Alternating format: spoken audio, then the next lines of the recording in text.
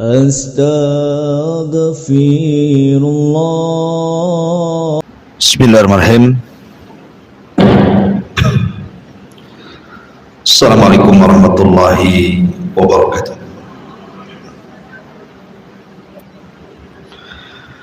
Alhamdulillah, wassalatu wassalamu ala rasulillah wa ala alihi wa sahbihi wa mawalah wa la hawla wa la quwwata illa billahi wa ba'du.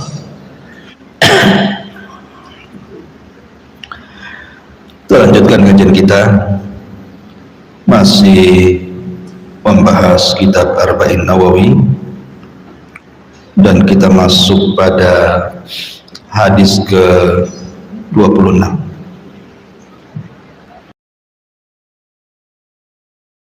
Sallallahu alaihi wasallam, sadaqatun kullu yawmin tatlu'u fihi syamsu ta'dilu bainal itsnaini sadaqatun wa tu'inu iyadahu 'alaihi mata'ahu sadaqatun wal kalimatu thayyibatu sadaqatun wa bi kulli khutwatin tamshiha ila salati sadaqatun wa tumitul adha 'anit tariqi sadaqatun. Rawahul Bukhari wa Muslim. Dari Abu Hurairah radhiyallahu anhu, ia berkata, Nabi sallallahu alaihi wasallam bersabda, setiap persendian dari manusia itu ada sedekahnya pada setiap hari yang matahari terbit padanya, dan berbuat adil ketika mengislah dua orang yang sedang bertengkar adalah sedekah. Kemudian menolong seseorang dalam urusan kendaraannya, membantunya agar bisa menaiki kendaraannya atau mengangkat barang-barangnya ke atas kendaraannya adalah sedekah. Kemudian sebuah ucapan yang indah, yang santun, yang baik adalah sedekah.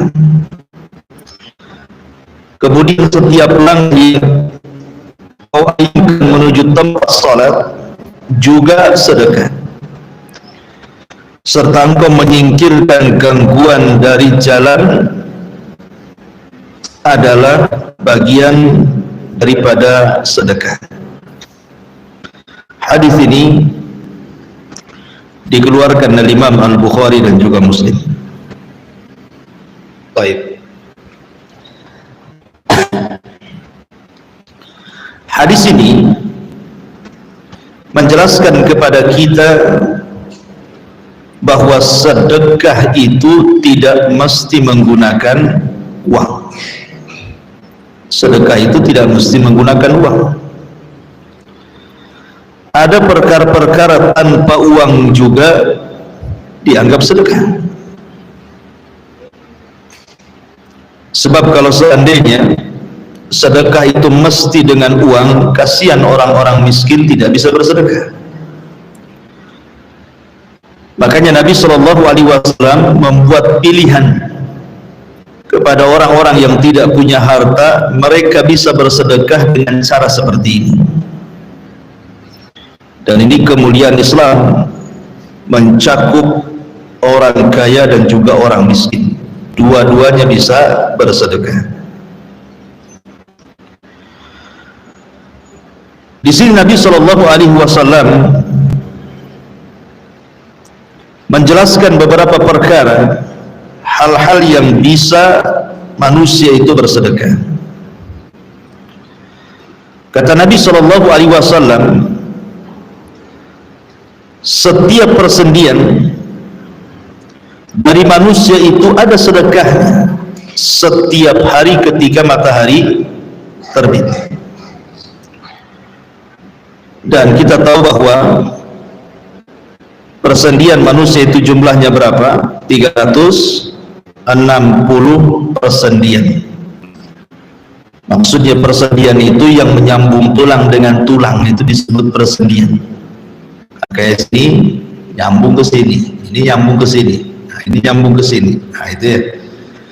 Jadi satu sendi ke sendi yang lainnya, sambungan tulang dengan tulang yang lainnya, kalau dihitung dari atas kepala sampai kaki itu, kata Nabi SAW, khalaqallahu ibna Adam ala sittina wa thalathum'ati mafsalan.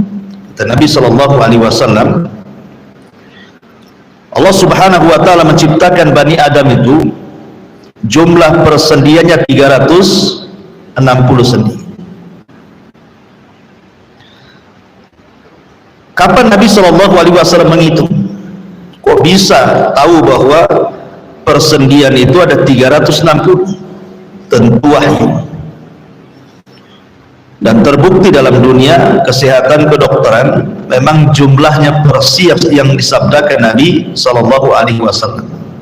Artinya Rasul itu tidak bicara dengan hawa nafsunya. Apa maksudnya di sini? Maksudnya adalah bahwa setiap persendian itu adalah nikmat dari nikmat-nikmat Allah Subhanahu wa ta'ala.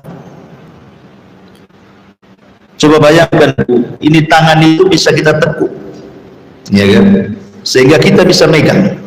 Kalau lurus gini saja, gimana caranya mau megang?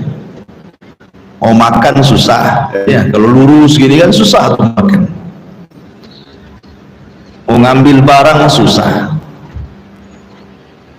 Artinya setiap persendian itu adalah bagian daripada nikmat yang Allah anugerahkan. Dari atas kepala sampai kaki itu semua nikmat. Lah karena ini sebuah nikmat, maka nikmat-nikmat ini akan ditanya di hadapan Allah Subhanahu wa ta'ala. Allah berfirman, "Tsumma latus'alunna yawma idzin 'anil na'im." Sungguh kalian akan ditanya kelak pada hari kiamat dari nikmat yang Allah Azza wa Jalla anugerahkan kepada kita. Allah berikan mata, Allah akan tanya mata kita. Allah berikan telinga, akan ditanya telinga kita. Allah berikan lisan, akan ditanya lisan kita. Termasuk tangan, termasuk kaki, pendengaran, penglihatan, akal, dan begitu seterusnya. Dari atas kepala sampai kaki itu akan ditanya. Makanya karena ini sebuah nikmat yang akan ditanya, sudah selayaknya dari 360 persendian itu dianjurkan untuk sedekah. Sedekah dengan cara digerakkan dalam rangka beribadah kepada Allah Azza wa Jalla, baik itu berupa zikir, doa, ataupun melangkahkan ke tempat-tempat yang memang di situ ada ibadah seperti majelis ta'lim dan sholat dan begitu seterusnya. Bahkan dalam sebuah hadis Nabi SAW, cara untuk supaya kita sudah bersedekah dari 360 sendi itu cukup dengan 2 rakaat salat duha. Dalam hadis Muslim, bahwa dengan cukup 2 rakaat duha itu sudah menggantikan 360 persendian yang dianjurkan untuk sedekah setiap harinya. Artinya di sini sekali lagi bahwa kita harus menghadapi nikmat itu dengan syukur. Badan yang kita miliki ini adalah nikmat dari Allah Azza wa Jalla. Makanya dalam Al-Quran Allah mengatakan, wa fi anfusikum afala tubsirun, dan dari diri kalian itu ada kekuasaan Allah kalau kalian mau melihat. Kalau kita mau ngaca gitu ya, dari kepala sampai kaki itu semua nikmat. Bagaimana Allah Subhanahu wa taala letakkan masing-masing anggota badan itu sesuai dengan letaknya. Ya, mata di situ, hidung di situ, telinga di situ, dan begitu seterusnya. Baik. Kemudian di sini Nabi Shallallahu Alaihi Wasallam setelah menyebutkan bahwa setiap persendian itu ada sedekahnya, maknanya karena itu sebuah nikmat, maka sedekahnya adalah dalam bentuk syukur, gitu ya. Dalam bentuk syukur dengan memanfaatkan seluruh anggota badan di jalan Allah Subhanahu wa taala. Kemudian Nabi Shallallahu Alaihi Wasallam menyebutkan sedekah yang bisa menandingi itu semuanya. Ta'dilu bainal itsnaini shadaqatu. Termasuk seseorang melakukan atau berbuat adil di antara dua orang yang sedang bertengkar, kemudian kita akurkan, itu bagian daripada sedekah. Gini Bu ya, kita tahu bahwa sedekah itu ada yang sifatnya muta'addi, artinya bermanfaat untuk orang lain, dan ada sifatnya bermanfaat untuk diri sendiri, yang manfaatnya kembali kepada diri sendiri, ya seperti orang bertasbih. Bukankah setiap tasbih itu sedekah, kata Rasul?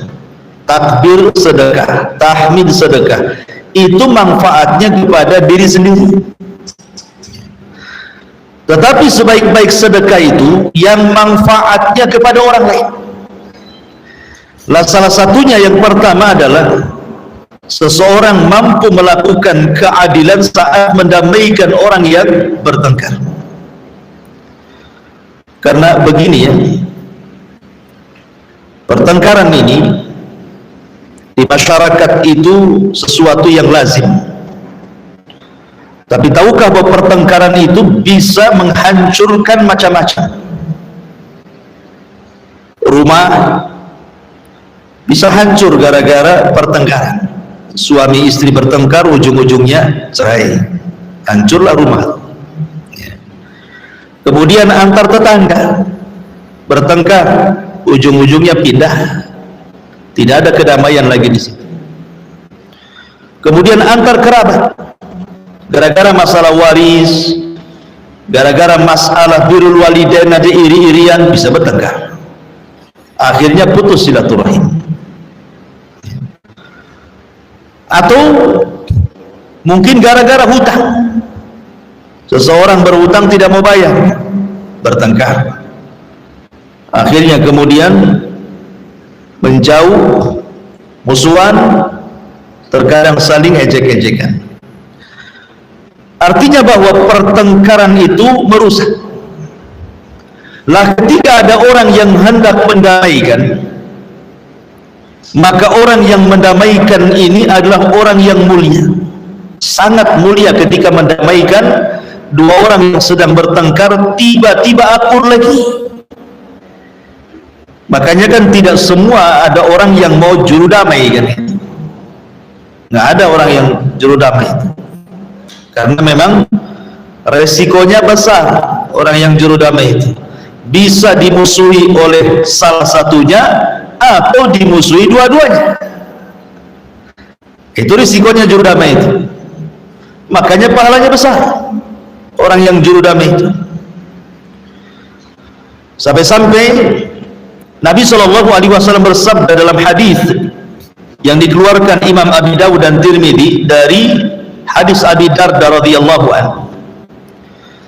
Kata Nabi Shallallahu Alaihi Wasallam, ala ukhbirukum bi afdhala min darajati siyami was salati was sadaqati. Kata Nabi SAW, maukah aku habarkan kepada kalian amalan yang jauh lebih afdal dibandingkan puasa, dibandingkan salat, dibandingkan sedekah? Qalu bala ya Rasulullah. Tentu wahai Rasul, amalan apa itu?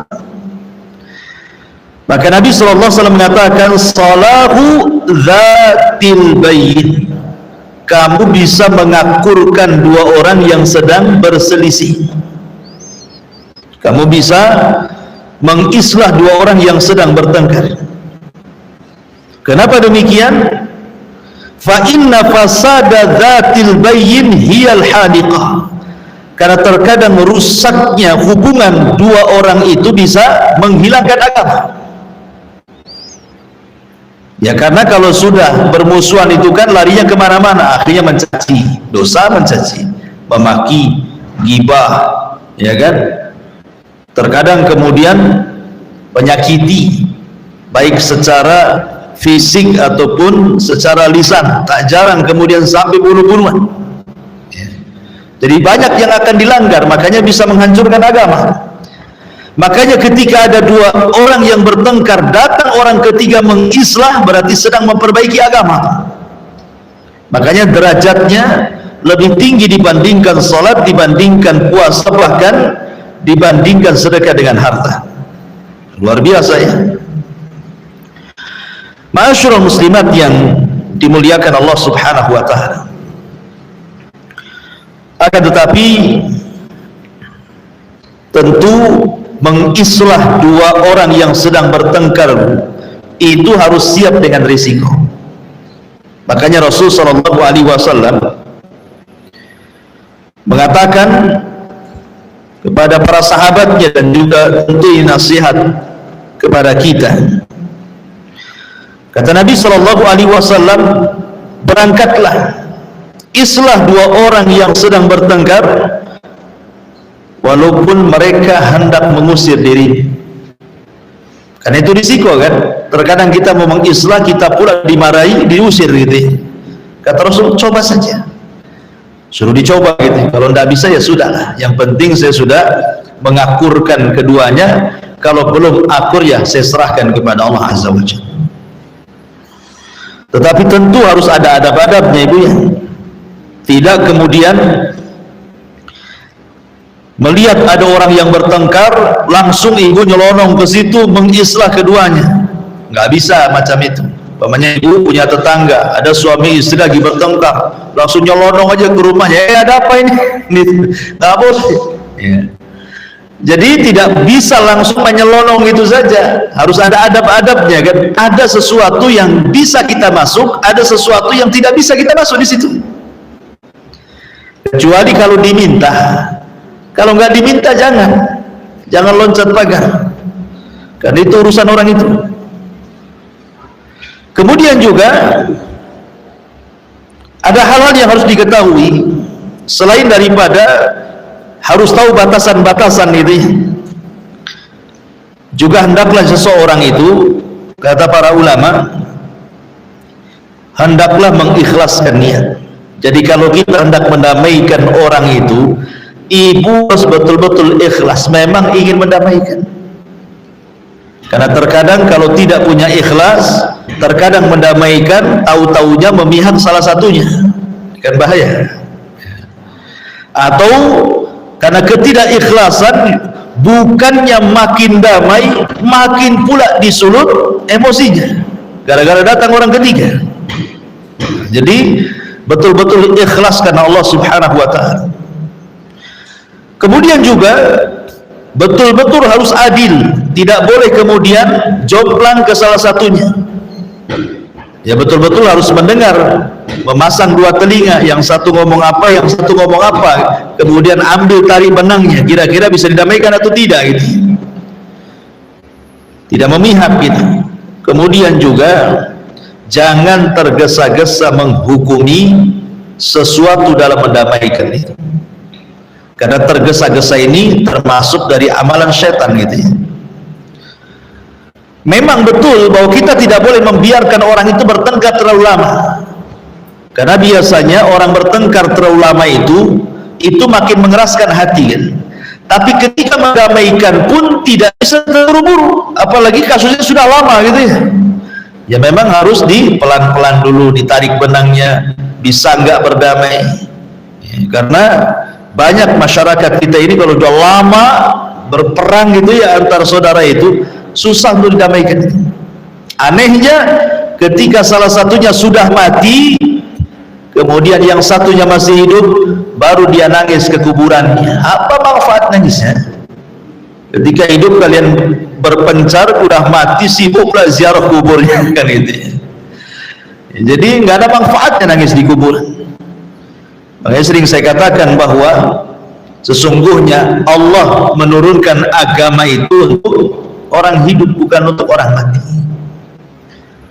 Jadi selama hidup itulah kita berdamai, bukan ketika hidup kita bertengkar, sudah mati sibuk ke kuburan mendoakan dia. Kayak ada anak gitu ya, bertengkar dengan orang tuanya sampai nyakiti orang tuanya. Tiba-tiba orang tuanya sakit kemudian meninggal, barulah dia ziarah ke orang tua ke kuburan dia kan itu. Sedihlah di situ, seolah-olah anak paling berbakti itu. Nah, ngapain orang sudah mati kan itu? Waktu hidup kemana gitu bahasanya. Jadi agama itu untuk orang hidup. Seperti ada orang yang nggak pernah sholat, tapi ketika mati minta kemudian diiklankan di masjid, innalillahi wa inna ilaihi raji'un. Sholat pun tidak, minta diumumkan di masjid. Atau tidak pernah baca Quran ya, ketika mati sibuk minta dibacakan Yasin. Waktu hidup kemana nggak baca Quran kalian? Jadi hal-hal yang seperti ini harus dipahami. Kemudian juga untuk menambah keberanian ketika kita mendamaikan orang itu, harus tahu bahwa pahala orang kalau bisa sampai mendamaikan itu berarti mendapatkan pahala di atas puasa, sholat dan sedekah. Ya, kalau kita tahu pahalanya kan senang kita jadinya ya mendamaikan itu. Jadi bayangkan pahalanya.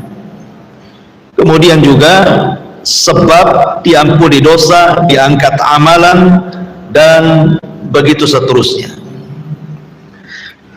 Tetapi ibu juga harus paham, kalau memang ibu ini objeknya, artinya ibu itu yang bertengkar, datang orang mendamaikan ya, datang ada orang mendamaikan, hendaklah kita bersyukur masih ada orang ketiga yang mendamaikan, karena terkadang orang ketiga itu diperlukan yang bisa mendamaikan itu. Makanya kalau ada orang yang mendamaikan pihak yang bertengkar itu, cobalah buka hati. Nah, boleh jadi orang yang mendamaikan itu membawa solusi.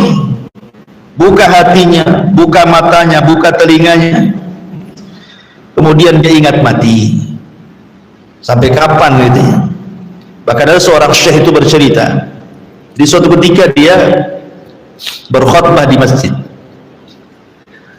tentang masalah silaturahim. Khutbahnya itu tentang masalah silaturahim. Tiba-tiba kemudian setelah khutbah ini ada salah seorang yang menangis, sudah tua orang ini.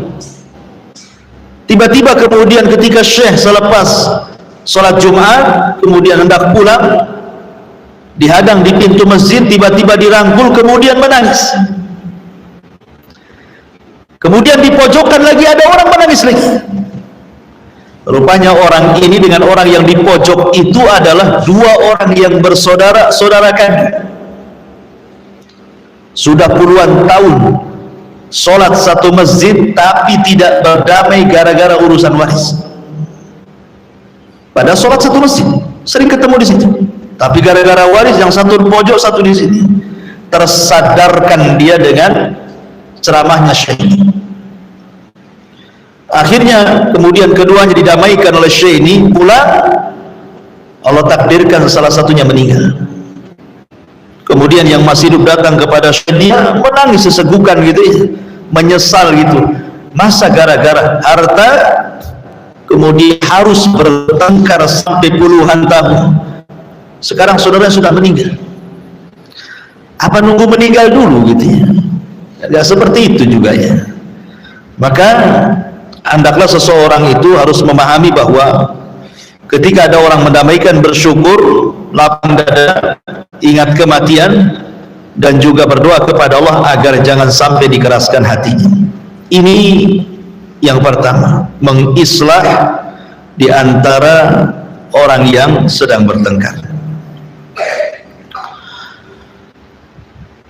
Tapi sekali lagi Bu ya, kalau ibu dimintai pendapat hanya satu pihak saja, jangan memberikan solusi.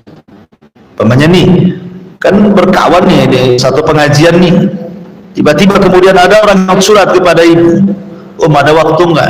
Ada apa? Ini saya ada masalah dengan suami. Kira-kira pendapatnya gimana? Udah cerai aja, cari lagi yang kaya, banyak duda kaya. ini bukan kompor gas 5 kilo itu sudah yang di atasnya 5 kilo itu. Jangan ngompori orang, kalau bisa damaikan.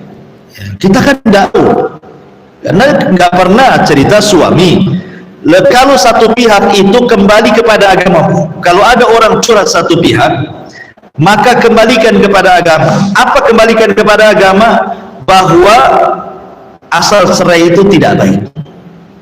Maka nasihati, sebaiknya kembali kepada suami, kembali kepada suami. Walaupun umpamanya kita tahu bahwa suaminya itu kurang ajar gitu kan, karena kita belum mendengar sebelah pihak kan gitu ya, baru satu pihak. Kalau hanya mendengar satu pihak, kembalikan kepada hukum asal bahwa bercerai itu tidak baik. Nasihati, suruh balik, suruh sabar gitu ya. Jadi itu yang harus dipahami ketika mendamaikan dua orang yang sedang bertengkar. Kemudian yang selanjutnya kata Nabi Shallallahu Alaihi Wasallam, wa tu'inur rajula fi dabbatihi fatahmiluhu 'alaiha aw tarfa'u lahu 'alaiha mata'ahu sadaqatuh. Kemudian kata Nabi Shallallahu Alaihi Wasallam, menolong seseorang dalam urusan kendaraannya, membantu agar bisa menaiki kendaraannya, atau engkau mengangkat barang-barangnya ke atas kendaraannya, kalau itu dilakukan maka itu bagian daripada sedekah. Baik, masyarul muslimin muslimat yang dimuliakan Allah Subhanahu wa taala, bicara tentang ihsan kepada manusia, berbuat baik kepada manusia, ini kan bagian kecil gambaran, contoh gitu ya. Bukan berarti contohnya ini saja, tidak, ini sebagai contoh. Kalau seandainya ada orang minta bantuan, entah tetangga mau pindah rumah ya kan, mungkin tidak ada yang ngangkat barang, ibu langsung datang bantu. Atau ada tetangga yang sakit, ibu punya kendaraan dan tidak sedang kemana-mana, apa salahnya? Ayo saya antar, itu maksudnya. Atau umpamanya ada orang yang sedang berjalan di jalan, di kawan umpamanya, nampak dia rumahnya jauh, ya ikut saya saya antar, walaupun mungkin berlainan arah gitu, tidak apa-apa, antar, ada masalah apa, kan itu sebagai sedekah sebenarnya. Cuman masalahnya kalau tidak dikenal, ya tidak dikenal, kata Syekh Utsaimin rahimahullahu taala, maka dilihat. Kalau tidak kenal ya, kalau seandainya kita menganggap itu sebuah penipuan atau kejahatan, yang sekarang kan diantara trik-trik kejahatan kan begitu ya, di jalan raya nyotop-nyotop orang gitu ya, tahu-tahu dia rampok pula atau penjahat pula. Kalau memang insting kita ke situ takut ya, maka tidak perlu ditolak. Tapi kalau seandainya feeling kita memang dia membutuhkan, bahkan kalau seandainya sampai membahayakan nyawa dia, kita berdosa kalau tidak menolong. Kayak di zaman dulu, atau di zaman dulu itu kan perjalanan di padang pasir itu ya, kalau tidak ditolong makanya bisa kausan mati itu, contohnya seperti itu ya. Maka kalau sampai mencelakakan dirinya kemudian kita tidak menolongnya, maka berdosa kita. Tapi kalau tidak sampai mencelakakan, ya mungkin yang lain juga adalah yang lewat situ, tidak ada masalah ya. Karena juga di zaman sekarang apalagi Batam ini kiri kanan rumahnya hampir semua jalan itu terang gitu ya, hanya mungkin disunahkan saja kita menolongnya. Tapi kalau sampai kemudian umpamanya ada anak kecil, ibu nemu anak kecil tuh di jalan kan, kalau kita biarkan anak kecil itu mungkin bisa ketabrak, bisa apa, tolong, wajib hukumnya. Kalau tidak, berdosa. Lah, di sini Nabi SAW bahwa di antara bentuk sedekah adalah menolong saudaranya, dan menolong saudaranya itu macam-macam, terutama menolong kerabatnya, menolong keluarganya. Ya, jadi menolong keluarga lebih lagi dibandingkan menolong orang lain. Nabi SAW bersabda tentang keutamaan orang yang menolong orang lain itu. Kata Nabi SAW, man yassara ala mu'sirin yassarallahu fid dunya wal akhirah. Barang siapa yang memudahkan orang yang sedang ditimpa kesulitan, maka Allah mudahkan dia di dunia bahkan di akhirat. Bayangkan di antara keutamaannya, Allah berikan kemudahan kehidupan dia di dunia, dan Allah berikan juga kehidupan kelak di akhirat. Orang yang suka nolong orang, subhanallah itu ya.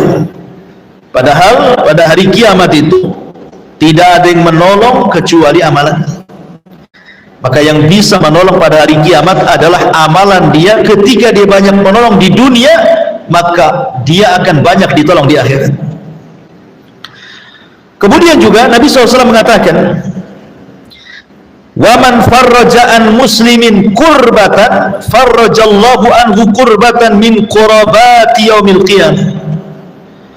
Barang siapa yang berusaha untuk menghilangkan keperitan-keperitan hidup seorang muslim, maka Allah Subhanahu wa ta'ala akan hilangkan seluruh keperitan-keperitan hidup kelak pada hari kiamat. Karena begini ya, pada hari kiamat itu semua orang susah. Bagaimana matahari didekatkan, bagaimana keringat dicucurkan, bagaimana dia akan berdiri dan tidak bisa duduk, apalagi dibaringkan badannya, sehingga akan banyak kesulitan. Lah, orang-orang yang kemudian menolong saudaranya, maka itu dia sudah bersedekah. Dan Nabi SAW mengatakan bahwa pada hari kiamat sedekah akan menjadi penaung bagi dirinya dari cahaya matahari dan kepalanya. Ya kan? Sab'atun yudhilluhumullahu fi dhillihi yauma la dhilla illa. Jadi sedekah itu salah satu adalah penghalang kepala dan matahari. Maka dalam bentuk sedekah, baik sedekah harta atau sedekah yang seperti ini bisa menolong kesulitan kita pada hari kiamat. Bahkan lebih daripada itu, Bu, Nabi SAW mengatakan, sana'iul ma'ruf taqi masari asu. Orang yang suka menolong orang lain itu, maka dia akan diberikan hadiah kalau meninggal husnul khatimah. Ya, taqi masari asu, akan menghilangkan kesulitan-kesulitan saat sakaratul maut, gitu maksudnya. Dan ini keutamaan yang luar biasa. Kemudian juga di antara keutamaannya, Nabi SAW pernah ditanya, ayyul a'mali ahabbu ilallah. Rasul, amalan apa sih yang paling dicintai Allah Subhanahu wa ta'ala? Maka Nabi SAW mengatakan, ahabbun nas ilallahi anfa'uhum linnas. Amalan yang paling baik, yang paling dicintai Allah adalah seseorang bisa memberikan manfaat kepada manusia. Kalau seandainya kita tidak bisa lah ya, artinya mau nolong nggak ada tenaga, mau ngasih duit tidak ada duit, ya.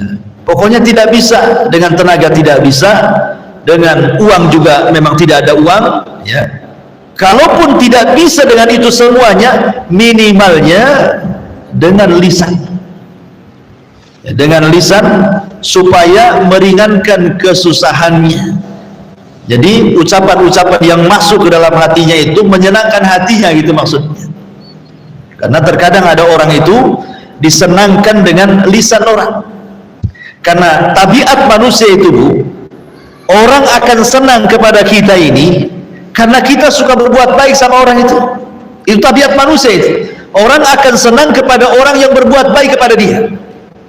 Tabiat manusia siapapun. Makanya kenapa Nabi SAW membuat kaidah di sini? Sebenarnya kemudian ketika kita hendak dicintai manusia, tidak perlu dengan cara menjilat dan yang semacamnya, cukup berbuat baik kepada dia saja, lama-lama dia suka dengan kita. Karena ini kaidah agama. Yang melembutkan hati manusia kan bukan uang. Yang melembutkan hati manusia itu Allah. Wa allafa baina qulubihim law anfaqta ma fil ardi jami'an ma allafta baina qulubihim. Yang melembutkan hati orang itu adalah Allah. Kalau kau infakkan semua hartamu untuk melembutkan hatinya, tidak mungkin bisa, karena hati manusia itu dilembutkan oleh Allah Azza wa Jalla. Ketika kita mengikuti saran-saran Allah dan Rasulnya, maka itu salah satu bentuk kelembutan, membuka kelembutan hati manusia. Kemudian kata Nabi SAW juga, wal kalimatut thayyibatu shadaqatun. Dan kalimat yang santun, kalimat yang baik itu sedekah. Karena begini, gara-gara satu kalimat iblis dikeluarkan dari surga. Coba bayangkan, gara-gara satu kalimat iblis bisa dikeluarkan dari surga. Apa kalimatnya? Dia mengatakan kepada Allah Subhanahu wa ta'ala ketika dia disuruh untuk sujud kepada Adam, apa kalimatnya? Ana khairum minhu khalaqtani min nar wa khalaqtahu min tin. Aku lebih baik ya Rabb dibandingkan si Adam itu. Aku loh diciptakan dari api, kau ciptakan dia dari tanah. Sebab satu kalimat ini, apa kata Allah? Fakhruj minha fa innaka rajim. Keluar kau dari surga, kau makhluk yang terkutuk. Lihat. Gara-gara satu kalimat iblis dikeluarkan dari surga. Artinya apa? Artinya ucapan ini bisa membahayakan. Ya, ucapan manusia bisa membahayakan. Gara-gara satu kalimat orang bisa dibunuh. Gara-gara satu kalimat hilang silaturahim, yang ada putus silaturahim. Gara-gara satu kalimat gitu ya, terjadi pertengkaran di mana-mana. Gara-gara satu kalimat suami bisa mencerai istri. Jadi lisan ini memang harus dijaga. Makanya Nabi SAW sampai mengatakan dalam sebuah hadis itu, wa innal abda la yatakallamu bil kalimati la yulqina habana. Ada seorang hamba, kata Rasul, mengucapkan satu kalimat. Lihat, ibarah Nabi SAW tidak mengatakan berkalimat-kalimat, tidak. Terkadang ada seorang hamba mengucapkan satu kalimat, tapi satu kalimat ini mengandung kemurkaan Allah, diucapkan tanpa sadar. Bayangkan, diucapkan tanpa sadar, satu kalimat ini mengandung kekufuran, mengandung kemurkaan Allah. Apa kata Rasul? Yahwi sahibuha fi nari jahannam ab'ad ma bainal masyriqi wal maghrib. Cukup bagi dia ditenggelamkan ke dalam jahanam yang dalamnya lebih jauh dibandingkan jarak antara barat dan timur. Gara-gara satu kalimat. Ya. Makanya Aisyah radhiyallahu anha pernah ditegur gara-gara satu kalimat. Aisyah radhiyallahu anha itu sebenarnya tidak ngomong, tidak, dia tidak mengucapkan, dia hanya mengisyaratkan, saya ini tinggi gitu ya, Sofia itu pendek gitu. Hanya gitu saja, tidak ngomong, hanya pakai tangan saja gini-gini. Tapi Rasul paham bahwa Aisyah hendak mengatakan Sofia itu pendek, itu satu kalimat, cuman pakai isyarat. Dan bagi Nabi SAW ini bagian daripada ghibah. Makanya Nabi SAW mengatakan, ya Aisyah, laqad qulti kalimatan law muzizat bihal bahru lamazazathu. Wahai Aisyah, engkau sudah mengucapkan satu kalimat, kata Rasulullah, yang kalau seandainya dilempar ke dalam air lautan cukup mencemari itu satu dunia lautan. Saking buruknya ucapan ghibah itu, sampai bisa mencemari semua air lautan. Pada sampah satu kota Batam belum tentu mencemari lautan. Satu kalimat ghibah bisa mencemari lautan, menunjukkan bahwa ghibah itu lebih busuk dibandingkan sampah satu kota Batam, gitu maksudnya. Lah di sini bagaimana Nabi SAW ingin mengingatkan kepada kita, karena begini, kalimat yang baik itu ada dua macam. Kata Syekh Utsaimin rahimahullahu ta'ala, ada yang memang baik secara zatnya. Kalimat itu memang ada yang baik secara zatnya, seperti itu baca subhanallah bihamdihi subhanallahil azim, alhamdulillah, Allahu akbar, la ilaha illallah, la haula wala quwata illa billah. Itu kan baik syaratnya. Memang kalimat itu kalimat baik, kalimat zikir kan. Itu namanya baik secara tidak perlu dibahas. Karena banyak berpikir berarti dia sedang mengeluarkan kalimat-kalimat yang baik. Tetapi di sana ada bagian daripada ibadah, kalimat-kalimat mubah, kalimat-kalimat mubah, tapi tujuannya menyenangkan orang. Kalimat itu kalimat mubah, tanya gimana kabarmu, gimana sehat gak kamu, gimana anak-anakmu, ya bahasa-bahasa mubah sehari-hari ya, ibu ngobrol gitu. Tapi tanpa terasa nih obrol itu akhirnya yang tadinya dada orang itu sempit jadi lebar, yang tadinya rungsep itu jadi sedikit demi sedikit terurai gara-gara ngobrol sama ibu saja. Kan kadang ada orang banyak masalah itu kan terkadang tidak bisa disimpan dan dikeluarkan kan. Ibu ini sebagai pendengar setia kadang-kadang itu sudah bisa peluang, karena orang ini ingin mengeluarkan tetapi dikeluarkan. Gak mungkin lah dia ngobrol sama tiang di sini, dan harus ada lawannya kan. Kadang-kadang cukup mendengarkan, kadang-kadang mungkin nimpali, yang sabar ya cuman gitu sih kalimatnya. Tapi itu sudah masuk ke dalam hati, itu sudah enak, ikut simpati namanya. Nah, itu juga itu dikatakan kalimatut thayyibah, itu kalimat yang baik. Tapi saya sarankan Bu, kalau ada orang yang curhat sama ibu harus minta izin dulu sama dia. Pokoknya ada orang, ada waktu enggak saya ingin curhat. Ibu harus tanya dulu, ini curhat ini masalah aib atau bukan, masalah aib atau bukan. Kalau masalah aib saya tidak mau dengar. Kemudian dipaksa, nggak apa-apa, tolong saya bapaknya. Nah, tolong saya izinkan, saya minta izin, boleh nggak saya dengar? Ya, harus minta izin tuh. Ya, jangan main tarik-tarik. Ada waktu ngomong-ngomong nggak gitu. Ya. Jadi tetap harus minta izin. Maaf, ini kan karena yang mau diceritakan masalah suami, masalah ini kan nggak bagus sebenarnya. Saya nggak boleh mendengar, saya kan bukan siapa-siapa. Saya minta izin dulu. Ya, harus minta izin dulu ya. Boleh nggak saya dengar? Kalau nggak dengar, nggak boleh, nggak mau saya dengar. Tapi sebisa mungkin ibu harus menghindar sebenarnya.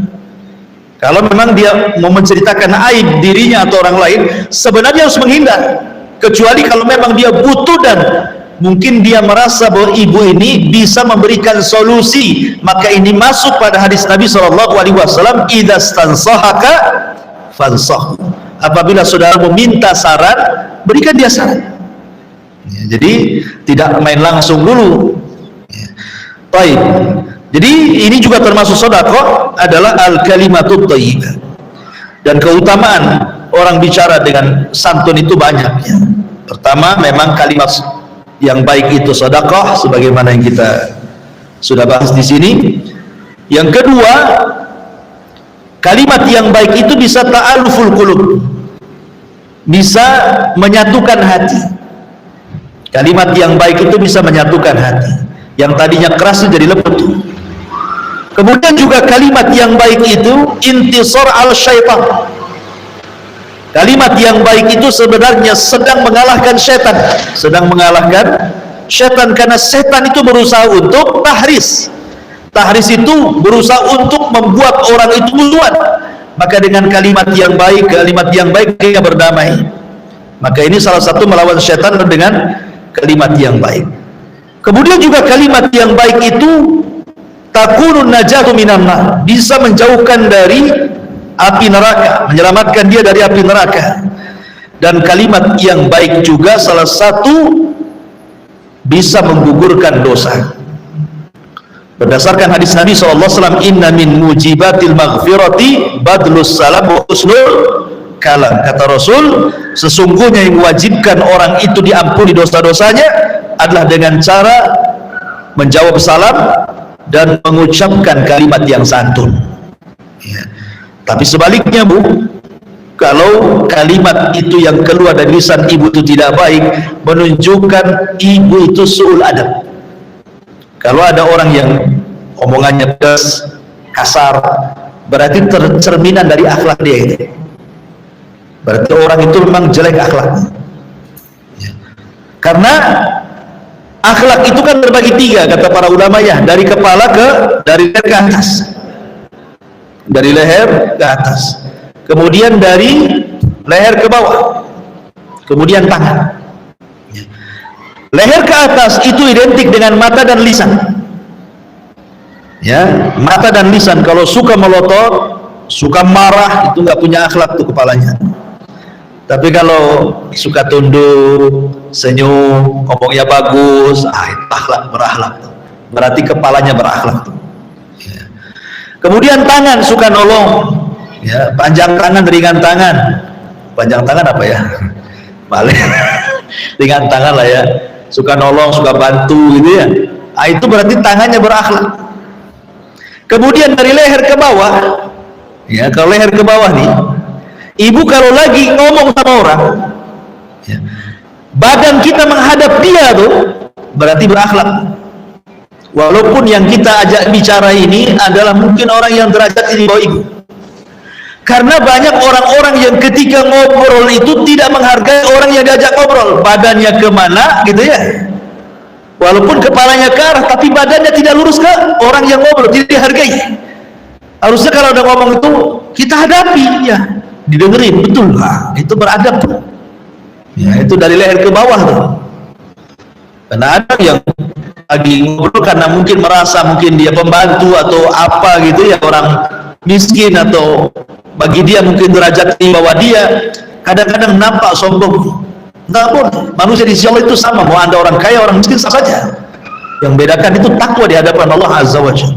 Itu kan anda saja merasa lebih terhormat menurut anda sendiri kan itu, tapi menurut Allah sama saja. Belum tentu orang kaya lebih mulia dibandingkan orang miskin, ataupun sebaliknya, karena banyak orang miskin juga sombong, udah miskin sombong lagi kan.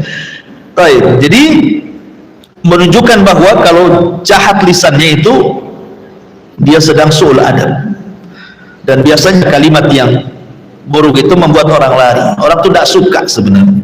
Makanya kenapa Nabi SAW sampai oleh Allah Subhanahu wa taala dikatakan fabima rahmatin minallahi linta lahu walau kunta ghalidhal qalbi lan faddu min hawlik. Kata Nabi, kata Allah Subhanahu wa taala dalam surat Ali Imran ayat 159, dengan rahmat dari Allah engkau lembut kepada mereka wahai Muhammad, sebab kalau keras mereka akan lari. Makanya biasanya orang yang kotor lisannya orang nggak suka, biasanya memang nggak suka. Kalau lisannya itu kotor orang nggak suka tuh, kecuali sesama lisan kotor. Nah itu lain lagi.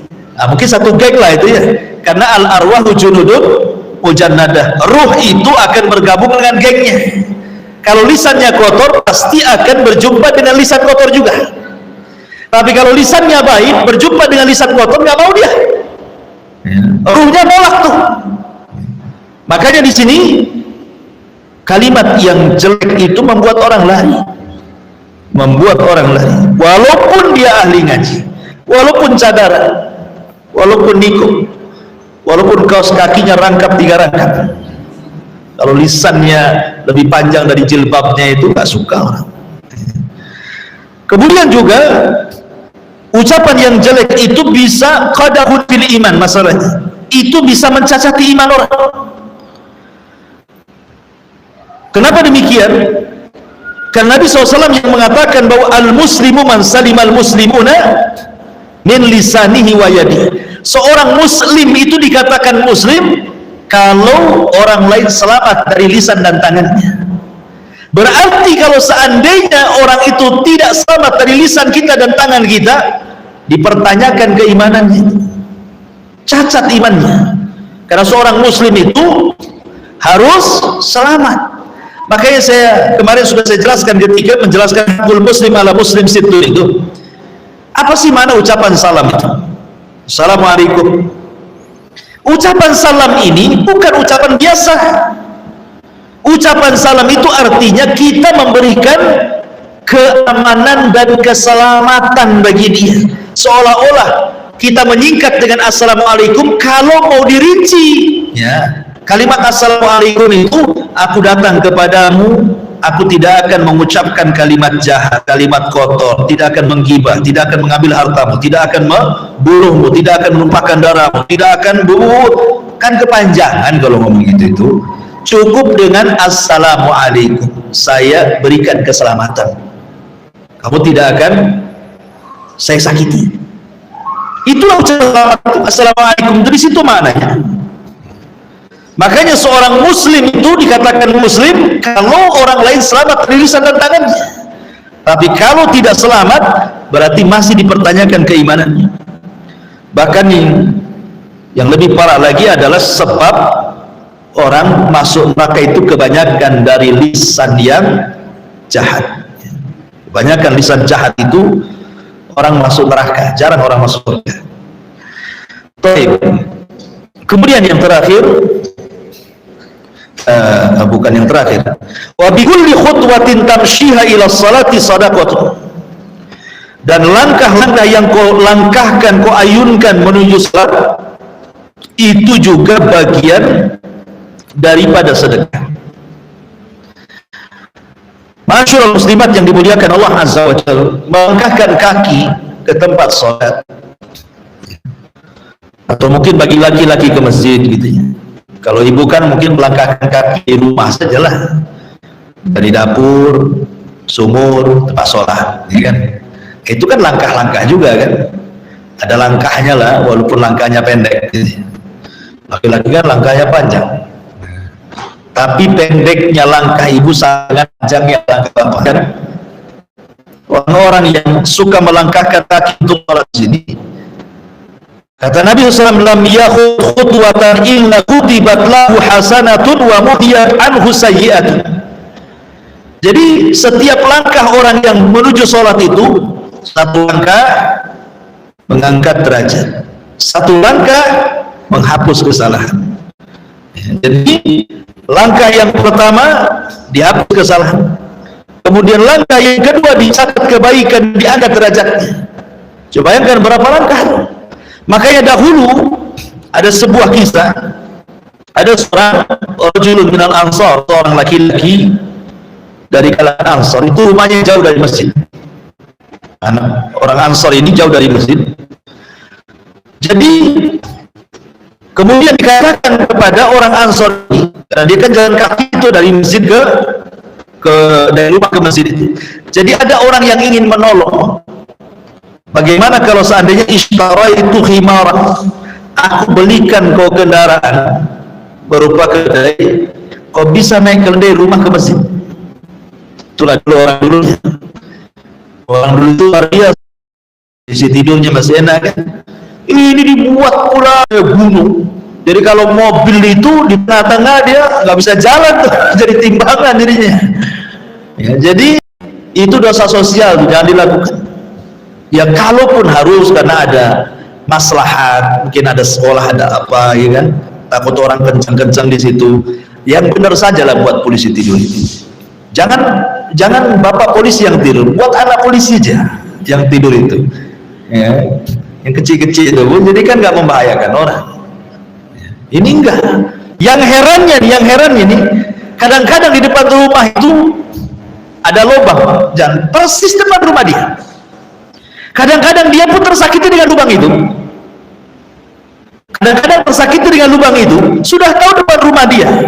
Apalah salahnya kan, beli pasir ke atau ambil tanah, tutuplah lubang itu.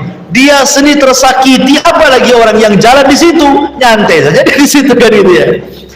Padahal kalau dia tahu amalan membuang hal-hal yang bisa membahayakan itu besar sekali. Walaupun ini serendah-rendahnya iman. Di sini Nabi SAW mencantumkan perkara yang terakhir ini karena ini yang paling rendah. Sedekah yang paling rendah itu adalah membuang hal-hal yang menyakiti orang. Ini paling rendah. Menunjukkan sebelum-sebelumnya lebih tinggi lagi. Makanya letakkan di belakang. Rasul letakkan di belakang karena ini yang paling rendah dalilnya. Karena Rasul SAW mengatakan seafdal-afdalnya iman itu la ilaha illallah, serendah-rendahnya adalah imatatul adha anit thariq, membuang hal-hal yang bisa membahayakan manusia dari jalan. Ini serendah-rendahnya iman, tapi lihat pahalanya luar biasa gitu ya. Jangan lihat rendahnya imannya. Makanya betapa seorang ulama namanya Rabi bin Khaitham yang 40 tahun tidak pernah meninggalkan takbiratul ihram. Rabi bin Khaitham ini, itu kalau dari rumah ke masjid pandangannya selalu ke bawah, pandangannya selalu ke bawah. Jadi kalau ada hal-hal yang bisa mengganggu orang itu, langsung diambil disingkirkan, langsung diambil disingkirkan. Kadang dia mengucapkan ketika dia mengambil, ya Allah, kalau memang ini ada pahalanya, aku kirimkan kepada orang tuaku yang sudah meninggal. Rabi bin Khaitham sampai seperti itu. Ya, ini semua bicara tentang sedekah di luar daripada sedekah harta. Taib, wallahu alam, ini yang bisa saya sampaikan. Tapi sebelum saya tutup, silakan kalau ada yang bertanya. Assalamualaikum Ustaz. Waalaikumsalam. Dari hadis yang berhubungan tadi, yang termasuk zakat tadi, mendamaikan orang bertengkar, membantu orang lain meninggalkan keuangan, ucapan yang baik, tidak makan menjadi masjid, yang kelima menyingkirkan gangguan di jalan. Anak-anak poin yang ketiga yaitu ucapan yang baik. Tadi Ustaz ada singgung masalah hubungan antara teman. Di sini kadang-kadang Ustaz, ketika kita mendapatkan sosok teman yang memang akhlaknya kurang baik ya Ustaz. Hari pertama dia datang, dia curhat, kita mendengarkan apa yang dia bicarakan, keluh kesahnya baik dengan suaminya maupun keluh kesahnya tentang keuangan ekonomi. Hari-hari berlalu terus demikian sampai masa ya di anak 5 tahun yang betul-betul dengan orang yang seperti itu. Ternyata kita melihat memang akhlak buruk yang didapatkan ya seperti itu, walaupun sudah pergi kajian, dia tidak bisa mengubah akhlaknya. Terus ketika kita mengingatkan dengan secara baik, dia tidak paham bahasa kita. Ternyata jika kita sekali dengan kasar, dia paham bukan. Ya, kalau begini Ustaz, ketika dia mau cerita panjang, langsung kita stop. Dia sudah kalau dia pulang. Malah kita yang lagi bicarakan. Nah, dengan itu orang yang lebih paham Ustaz, dia langsung menghentikan kata-katanya dan dia pulang. Yang anak tanyakan Ustaz, bolehkah kita bersikap demikian? Sebab ketika kita menasihatkan kata-kata yang baik dengan hadis yang Ustaz sampaikan, maksudnya kasar di situ meninggikan yang tadi Ustaz, meninggikan kata-katanya, bukan menyebut kalimat kotor kan? Iya. Oke. Iya, alhamdulillah. Harus dibedakan ya, kalau kasar dengan tegas itu beda. Itu kan tegas, ya, dengan cara mengkat atau meninggikan suara gitu ya kan. Ya kadang itu kan teori menasihati. Teori menasihati, asal jangan keluar kalimat-kalimat yang kalimat itu berbau dosa, seperti kata-kata binatang atau kata-kata yang dianggap kasar gitu ya, atau yang menyinggung. Ya kalau hanya tegas saja, memang orang ini tidak bisa. Kan ada orang itu yang diajak ngobrol terus muter dulu ke Batam Center, ke Tiban, baru ke Batu Haji. Kan ada muter-muter dulu baru ke situ. Intinya ke situ sebenarnya. Cuman karena takut menyinggung perasaan jadi muter-muter dulu dia. Ya. Tapi ada orang yang diajak putar-putar makin pusing dia. Berarti harus to the point saja dia. Nah, ada orang seperti itu ya. Ya kan lihat karakter orang, kembali ke lihat karakter orang. Yang jelas niat kita baik dan kita berusaha menahan tidak mengeluarkan kata kotor.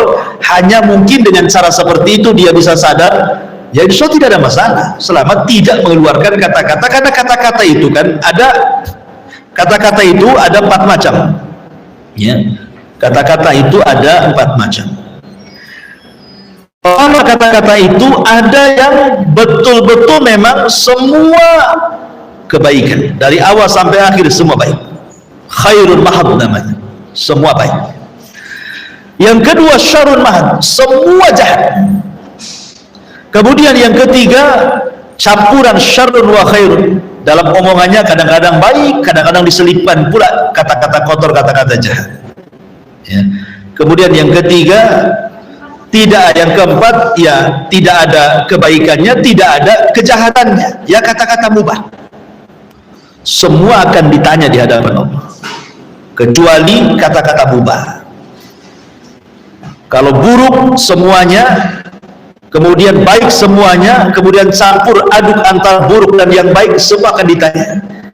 Yang tidak akan dihisab itu kata-kata mubah, walaupun tetap dicatat oleh malaikat raqib dan atid, tapi tidak dihisab. Jadi seorang muslim itu makanya kan ketika memberikan nasihat itu kan lihat, jangan sampai nasihat di depan orang, sehingga akhirnya niatnya memberikan nasihat ternyata mempermalukan. Jangan di hadapan orang. Niatnya sih bagus, nasihati, tapi ujung-ujungnya membongkar aib dan mempermalukan kan? Tidak boleh. Kemudian yang kedua, ketika kita menasihati orang itu kayak kita bercermin, Bu. Muka kita ada di cermin, berarti ketika kita nasihati orang itu seolah-olah nasihati diri sendiri gitu maksudnya. Jangan merasa kita lebih baik daripada dia gitu. Anggap saja ketika kita nasihati itu nasihati kepada diri sendiri. Kalau itu kaidah yang kita pakai, nah, tentu kita tidak akan merasa bahwa kita lebih baik, kan? Karena ketika menasihati orang itu sama dengan menasihati kita dalam cermin gitu. Berarti lihat diri sendiri. Kemudian juga memilih waktu, memilih kata, kosakata dan begitu seterusnya, karena kata Abdullah ibn Mas'ud radhiyallahu anhu, hati manusia itu ada ikbalnya, ada idbarnya. Ada ikbalnya, ada suatu ketika mudah dia mendapatkan nasihat, ada suatu ketika itu sulit mendapatkan nasihat. Hati manusia itu kadang-kadang seperti itu. Kadang lagi seneng, enak, ngomong apa saja nggak peduli. Ada lagi rungsep, ngomong apa saja masuk ke perasaan, sakit hati. Iya. Jadi ada waktu-waktunya iqbal dan idbar. Carilah waktu-waktu ketika dia iqbal hatinya, ketika dia menerima nasihat, disitulah. Sehingga diperlukan memilih waktu, memilih tempat, memilih kosakata, gitu ya. Kemudian dimuqaddimahi dengan apa dulu supaya senang dia, gitu. Ajak makan bakso dulu, baru sudah kenyang baru ngomong, bapaknya kan itu. Karena dia suka bakso, bapaknya. Atau ajak kemana dulu, jalan dulu ke Barelang sana. Nah, sampai di sana dihajar gitu. Maksudnya cari tempat, cari waktu, cari kata itu karena ada sisi-sisi kelemahan hati itu. Nah, waktu sisi-sisi kelemahan dari nasihatnya. Ya, ini kan teori-teori yang disebutkan para ulama. Memang kenyataannya berat nasihati orang. Makanya kenapa pahalanya lebih besar dibandingkan sholat, puasa dan sedekah. Ya, nasihati orang itu karena berat gitu, dan itu amalan yang paling mulia. Ya. Dakwah, mendakwai orang itu amalan yang paling mulia, sampai-sampai Rasul mengatakan wa man ahsanu qaulan mimman da'a ilallah. Siapa lagi ucapan yang lebih indah dibandingkan orang yang mengajak manusia ke dalam agama Allah? Nggak ada lagi. Itu yang paling tinggi itu.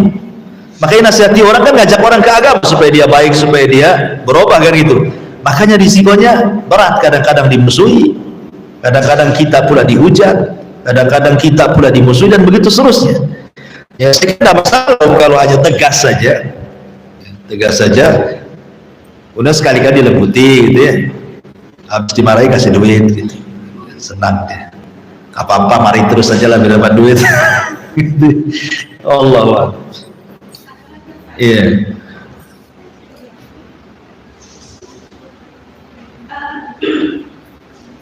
Tadi katakan Rasulullah SAW bersabda, amalan yang lebih jauh daripada puasa sedekah sholat itu, kamu bisa memberikan antara sholat yang sedang lakukan. Tadi juga katakan kenapa pahala memberikan orang yang sedekah itu baik karena sedang memperbaiki agama. Yang mana tanyakan di sini Ustaz, kita melihat secara lahir dan secara zahir Ustaz, bahwa pahala sholat itu kan kita tidak intinya semua orang sholat, dan kita tidak bisa memamerkan atau menceritakan bahwa sesungguhnya aku sholat begini dan begitu. Dan ketika kita bersedekah, nah di sini sebenarnya ujiannya banyak ya Ustaz. Hari ini semua buat kita bisa menutupi. Terkadang kalau ketika tanpa kita sadari kita mengungkapkan apa yang pernah kita berikan. Yang lainnya Ustaz, apakah pahala yang ini yang dari Rasulullah SAW tadi lebih baik dari puasa sedekah dan sholat itu juga bisa lebih baik dengan orang yang apa tadi kan mendamaikan orang tadi Ustaz. Kenapa tetap lebih tinggi Ustaz? Kadang mendamaikan orang itu kan hanya hal yang biasa Ustaz. Karena dalam hadis sholat itu kan amalnya yang luar biasa dan maksud di sini sholat sunnah ya, puasa sunnah, sholat sunnah, sedekah sunnah ya. Kalau yang wajib ya tidak bisa diimbangi lah. Ya. Maksud di sini kalau yang sholat wajib ya tidak bisa diimbangi dengan seperti ini. Maksudnya puasa sunnah, sholat sunnah, sedekah sunnah.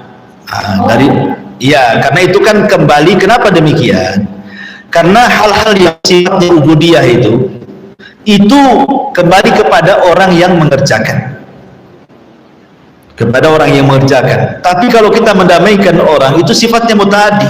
Manfaatnya bukan untuk diri sendiri tapi orang lain juga. Tapi kalau sholat itu manfaatnya hanya untuk pribadi kita saja. Sholat sunnah, puasa sunnah, sedekah sunnah kan kembali ke kita. Tapi kalau memperbaiki orang lain itu kembali ke kita dan orang itu. Makanya ada kasus dia Imam Syafi'i rahimahullah ta'ala ketika dia bermalam di rumah Imam Ahmad Ibn Hanbal muridnya. Imam Syafi'i tidak sholat malam. Sampai-sampai kemudian kata putrinya Imam Ahmad, masa seorang imam besar dia meninggalkan qiyamul lail, kok tidur terus? Harusnya kan seorang alim itu harus ya nampak sholat gitu ya sepanjang malam. Jadi ditanyakan kepada Imam Syafi'i, apa jawaban Imam Syafi'i? Semalam saya tidak sholat itu, bukan saya tidur. Saya memikirkan satu hadis dan saya bisa mengeluarkan dari satu hadis itu 100 faedah. Apa itu hadis? Hadis tentang cerita Abu Umair yang punya burung namanya Nughair itu. Rasul mengatakan, ya Aba Umair ma fa'alan Nughair. Wahai Aba Umair, apa yang dilakukan, bagaimana kondisi burung Nughair, burung pipit yang dipelihara mati itu ya. Jadi nangislah si Abu Umair. Bagaimana anak-anak itu kalau kehilangan, dia lebih sedih kehilangan mainannya ya dibandingkan orang lain gitu ya. Kalau sudah tua mungkin pasangannya, kalau anak-anak kan tengoklah kalau mainannya ya. Saya itu ada anak niswa itu sampai bola-bolanya diambil kucing, nangis guling-guling. Kucingnya tidak boleh ngambil ya kan? Karena memang anak-anak seperti itu kan, kalau mainannya hilang tuh kayak sedih banget. Jadi Rasul datang kepada Abu Umair itu yang belum balik, ya Abu Umair ma fa'alan Nughair. Dengan ada apa Abu Umair, kata, dicandai sama Nabi. Ada apa Abu Umair? Gimana kondisi burungmu? Kata Umar, mati Rasul gitu. Kecekik dia itu keinjak namanya anak-anak gitu. Hadisnya cuma segitu, sekutit itu hadisnya. Tapi Imam Bukhari bisa mengeluarkan 100 faedah dari hadis ini. Dia tidak tidur ya. Artinya bahwa ketika dia menggali ilmu untuk disampaikan kepada orang, itu lebih baik dibandingkan sholat malam sampai dari Aisyah sampai subuh gitu ya. Kenapa? Karena manfaat menyampaikan ilmu itu kepada orang untuk diri dan orang lain lagi. Tapi kalau sholat kan manfaatnya untuk diri sendiri. Sama dengan mendamaikan orang, itu kan dakwah juga tuh. Manfaatnya bagi orang lain, makanya lebih baik ya. Kalau sedekah sunnah, sholat sunnah atau puasa sunnah kan kembali ke diri sendiri. Itu maksudnya ya. Ya, Allah ya. Waalaikumsalam.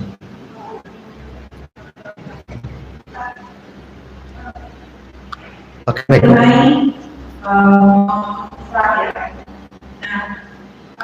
Kita posisinya adalah sebagai keponakan. Jadi ada saudara kita, tante kita, berusaha dengan kakak kita itu 20 tahun. Oke. Dan sudah banyak yang terjadi, mereka sama-sama ke mati. Nah, sekali kita mungkin kita pengalaman kecil. Padahal kita sekarang sudah paham sedikit mengenai usaha mendamaikan kedua orang ini. Bagaimana sebaiknya, apakah dibiarkan aja sampai mereka meninggal? Kalau kita harus berusaha, kita jaga mesti tidak tahu apa-apa. Karena memang jaga kita ada juga satu, kita juga tahu yang mereka itu ada di mana. Iya. Ia kan berusaha untuk mendamaikan kan terus saja, nggak bisa kemudian berhenti dengan sekali coba langsung kemudian sudah nggak bisa namanya. Itu namanya sudah kalah sebelum perang kan itu ya. Terus saja cari upaya saja, nggak bisa cara A, cara B, nggak bisa langkah B, langkah C, carilah ya. Bahkan dalam mendamaikan orang itu boleh berdusta. Dalam Islam itu dusta nggak boleh, tapi dalam mendamaikan dibolehkan berdusta. Banyak datang kepada orang yang musuh itu, sebenarnya si Anu, saya kemarin ketemu si Anu loh, Masya Allah, dia kalau ngomong sama kamu tuh memuji-muji, padahal nggak pernah muji tuh, supaya maksudnya betul tak kan itu ya. Mungkin awalnya percaya nggak percaya kan, kayak petelis yang bolong aja, mana ada dia muji saya. Awalnya mungkin dia berpikir seperti itu, tapi ketika kita pergi, kadang-kadang ucapan orang itu melekat loh dalam hati. Mungkin ketika ngobrol biasa-biasa aja, tapi akan kepikiran tuh sama dia, nanti besoknya datang ke dia.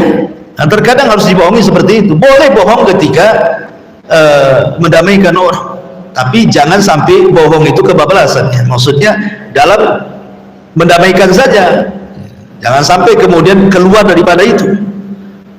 Tetapi kalau memang belum bisa didamaikan, ya harus tarik ulur lah. Masa kita harus memaksa? Kan tidak bisa juga maksa orang, ayo damai sekarang.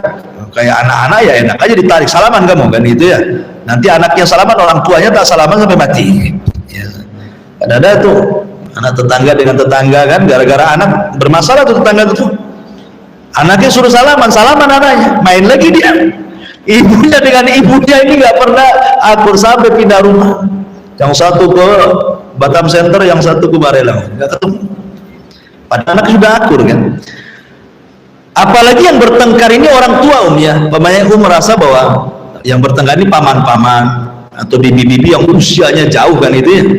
Nah, itu perlu pendekatan yang ekstra, karena kan sama dengan mendamaikan orang tua. Itu harus dilembutkan hatinya. Apalagi orang tua awam ya. Ya saya kira pertama ya berdoa kepada Allah supaya kedua-duanya dilembutkan hatinya. Kemudian juga upayakanlah cari orang ketiga untuk mendamaikan. Terkadang kalau kita tidak sanggup mendamaikan orang, cari orang yang bisa mendamaikan orang tersebut ya. Jangan kemudian kita tidak bisa dipaksakan juga, cari orang ketiga, cari ustadz, cari apa gitu ya, supaya yang disegani orang yang bertengkar itu. Kalaupun sudah diupayakan, ya sudahlah ya kan, berdoa saja kepada Allah Azza wa Jalla, nanti lain waktu lagi mulai lagi. Tapi jangan sampai kemudian kita dikalahkan dengan setan. Setan kan gitu, kalau kita berdoa berdakwah kemudian tidak pernah berubah, akhirnya dia mengatakan ya sudahlah, ngapain saya dakwai dia, nggak berubah juga. Itu setan menang di situ. Karena tugas kita berdakwah itu bukan memaksa orang mengikuti dakwah kita, tapi menyampaikan kebenaran sampai kepada dia, sampai dia sadar. Kalau tidak sadar-sadar, taufik milik Allah. Tapi jangan berhenti berdakwah gitu maksudnya. Sebab kalau sampai berhenti berdakwah, masuk pada hadis tentang kisah Bani Israil. Ketika ada dua orang yang bersaudara, yang satu soleh, yang satu tidak soleh, akhirnya yang soleh ini bosan mendakwai kawan yang tidak soleh karena tidak sadar-sadar. Salah pula dia mengucap dan mengatakan, demi Allah kalau engkau tidak tobat, ku jamin kau tidak akan keluar dari neraka, ku jamin kau tidak akan diampuni dosanya. Padahal dua kalimat ini kalimat takdir. Jangan ngomong seperti itu. Sorga dan neraka itu milik Allah.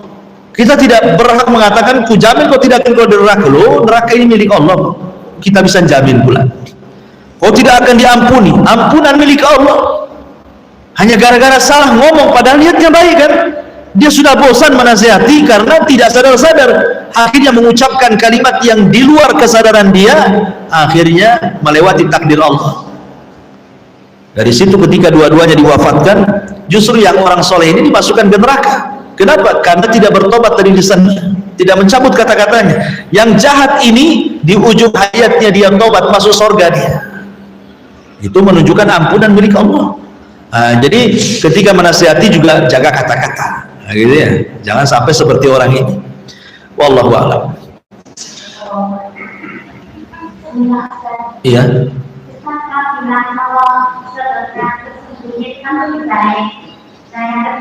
Kalau sudah itu sudah sama kamu, itu sudah dibongkar sama orang, itu jadi tidak sembunyi lagi. Maksudnya orang awalnya sembunyi-sembunyi. Iya, kan nggak ada tahu. Terus dibongkarnya sama dia cerita sama kawan. Itu yang nggak sembunyi lagi ya. Itu namanya. Iya gini Om, kalau maksudnya kita menasihati itu sembunyi-sembunyi. Yang penting kita nasihati. Sedekah, oke, afwan. Sedekah sembunyi-sembunyi dibongkar sama siapa? Orang yang disedekahkan. Iya. Orang yang menerima sedekah. Iya, terima keceplosan. Keceplosan bahwa yang ngasih sedekah itu si Anu gitu. Iya. Jadi sering semangat. Caranya sedekahnya lewat orang. Nggak ada yang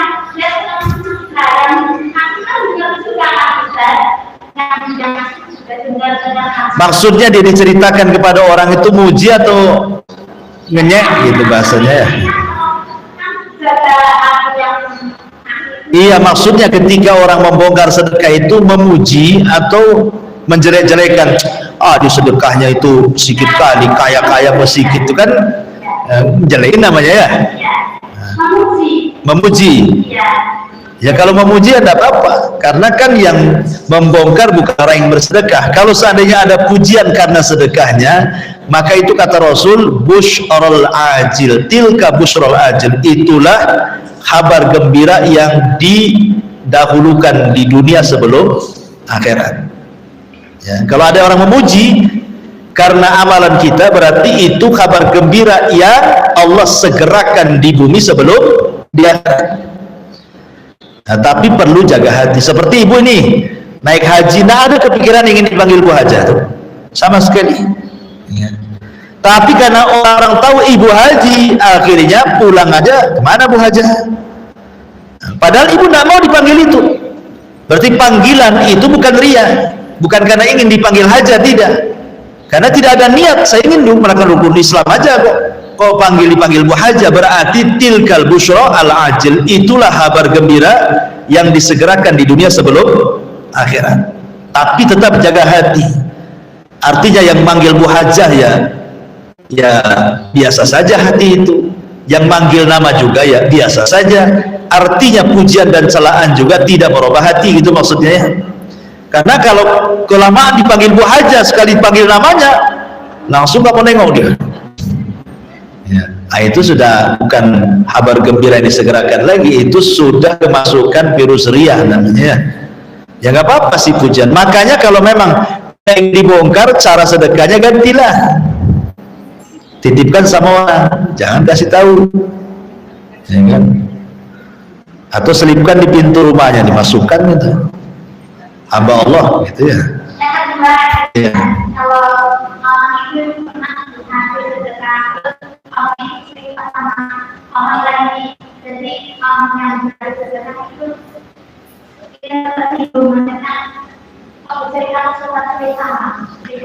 nggak usah tersinggung lah. Kenapa tersinggung?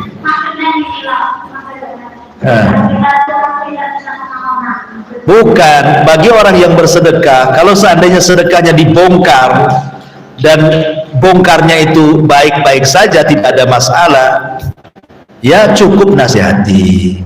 Datang ke orang itu, janganlah bohong, jangan kasih tahu orang saya sedekah sama gitu ya.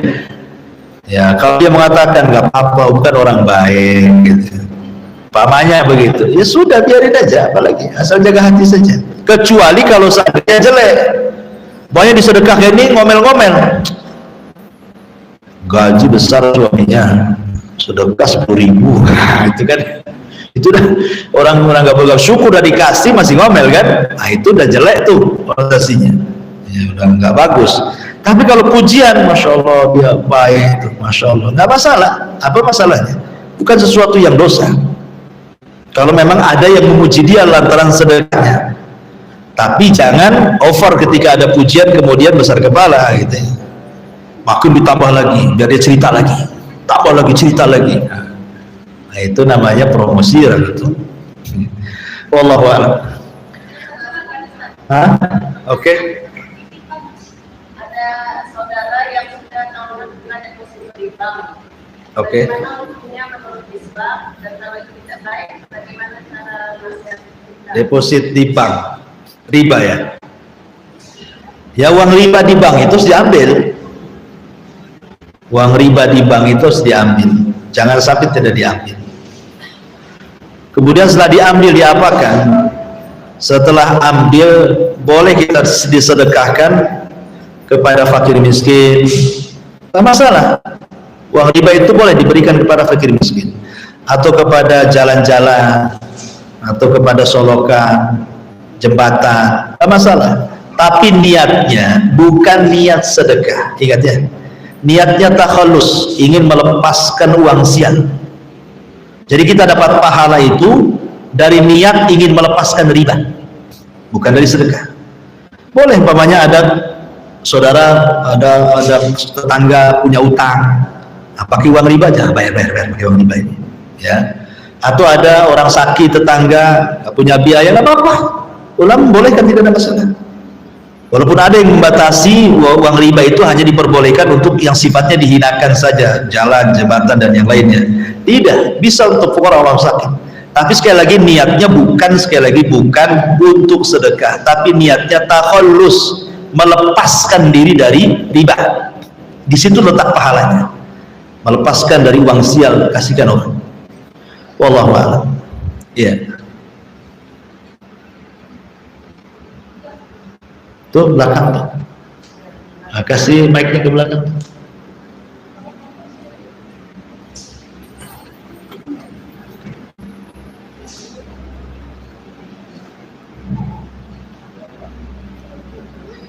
Assalamualaikum. Waalaikumsalam. Mengenai pria ya, saya mau menanyakan jika orang sore terus ada bisikan berarti tanpa yang jadi akan nanti kalau itu sebenarnya ada bisikan hati. Bisikannya berupa apa tadi? Oh gitu. Oh iya, senanglah kalau dipuji orang itu ya. Berarti perlu meluruskan niat supaya balik itu pahalanya.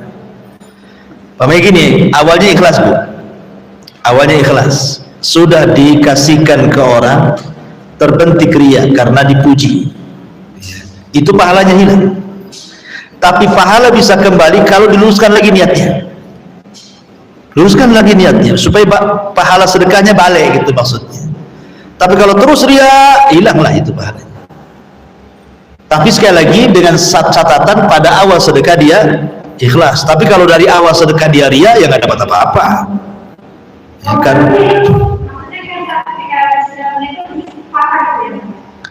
Iya, maksudnya di was-was itu kan dari setan itu kan.